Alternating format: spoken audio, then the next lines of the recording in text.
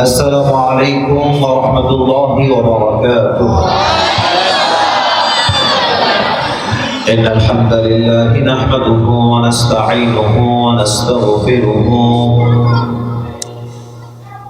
ونؤمن به ونتوكل عليه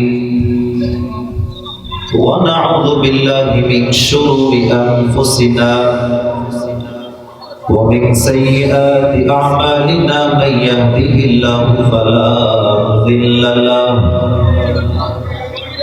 ومن يضلله فلا هادي له فلن تجد له وليا مرشدا ونشهد أن لا إله إلا الله وحده لا شريك له هو الذي لا ضد له ولا ند له لا مثل له ولا مثيل له ولا كفيل له لا شبه له ولا شبيه له ولا ولد له ولا والد له وهو الواحد الفرد الصمد لم يلد ولم يولد ولم يكن له كفوا أحد ونشهد أن سيدنا ونبينا وحبيبنا وحبيب ربنا وطبيبنا وطبيب أرواحنا محمدا عبد الله ورسوله أرسله بالحق بشيرا ونذيرا وداعيا إلى الله بإذنه وسراجا وقمرا منيرا. আচ্ছা, সাউন্ড সিস্টেমের লোক কোথায়? আপনার বক্সটি শুধু বামে আছে, ডানে বক্স নাই, তো সাউন্ড কোথায়? ওই বক্সটা স্টেজে দেন, আগায় দেন। ডানের বক্সটা স্টেজে দেন, বামে আওয়াজ আছে, ডানে কোনো আওয়াজ পাচ্ছি না।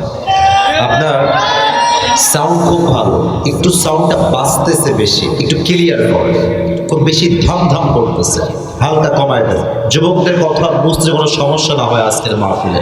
সাউন্ড ক্লিয়ার, ওইটা একটু কাছে নিয়ে আসে, ওইটা এদিকে নিয়ে এসে অন করে দেন মেহেরবানি করে, কাইন্ডলি দ্রুত করবেন। أما بعد فأعوذ بالله من الشيطان الرجيم بسم الله الرحمن الرحيم يا أيها الذين آمنوا اتقوا الله حق تقاته ولا تموتن إلا وأنتم مسلمون. وقال تعالى في كلامه المجيد يا أيها الذين آمنوا كتب عليكم الصيام كما كتب على الذين من قبلكم لعلكم تتقون. وقال تعالى في كلامه المجيد ومن يتق الله يجعل له مخرجا ويرزقه من حيث لا يحتسب. وقال تعالى في كلامه المجيد ولمن خاف مقام ربه جنتان. وقال تعالى في كلامه المجيد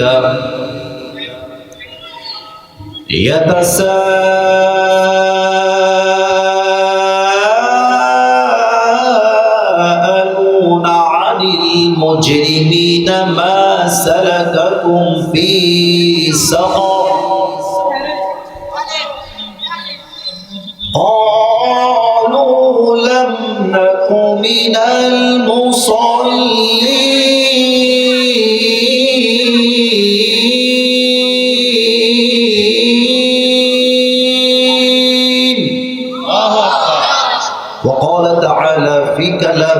مجيد لا يستوي أصحاب النار وأصحاب الجنة أصحاب الجنة هم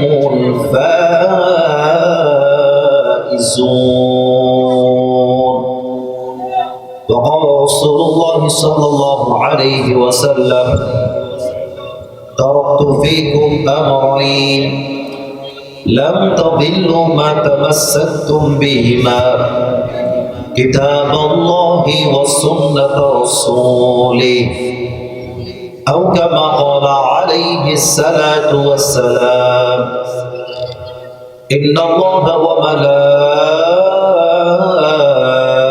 وملائكته يصلون على النبي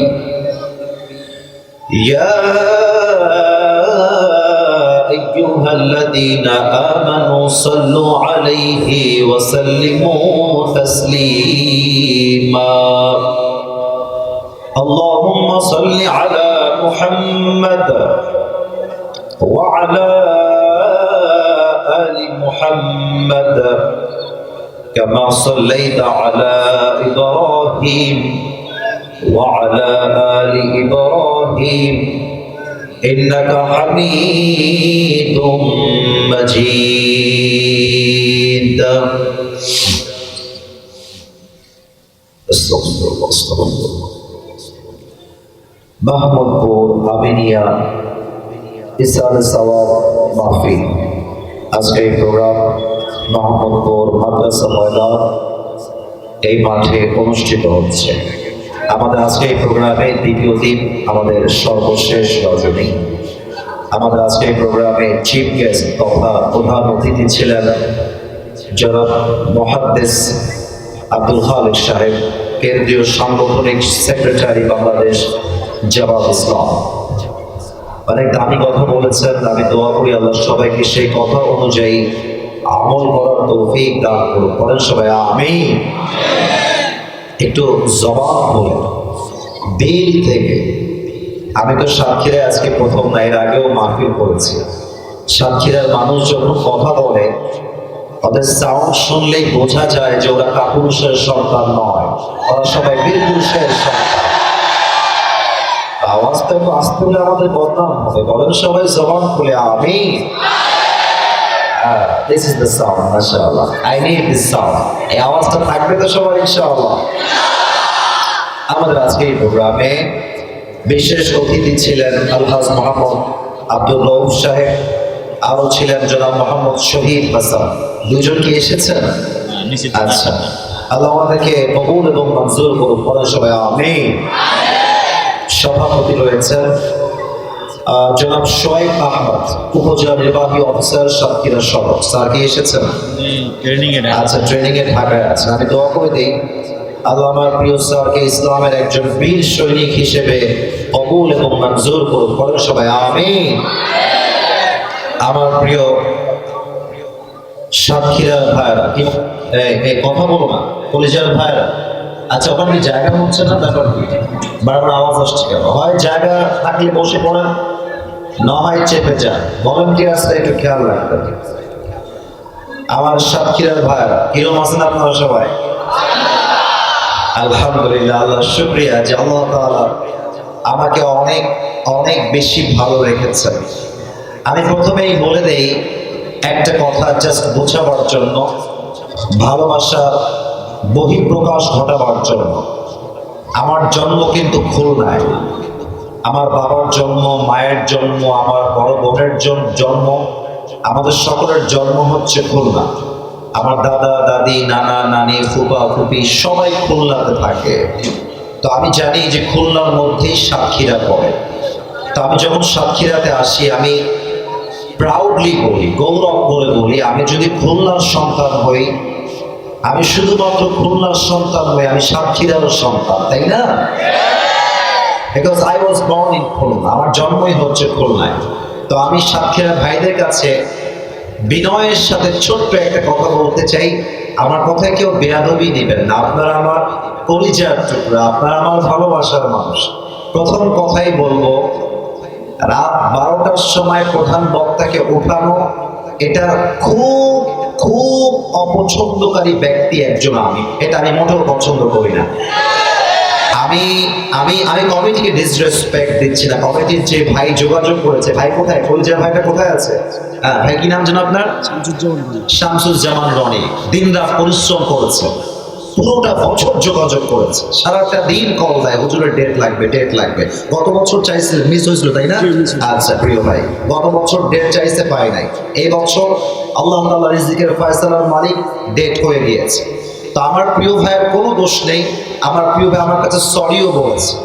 সরিকে অ্যাকসেপ্ট করে, সবাইকে মাফ করে দিয়ে এবং সবার কাছে মাফ নিজে চেয়ে নিয়ে একটা কথা বলবো, তাফসীর মাহফিল শেষ হবে রাত 10টা থেকে 11টার মধ্যে, এখানে ক্লোজ হয়ে যাবে। বলবেন হুজুর কেন এটা শেষ হবে 11টার মধ্যে?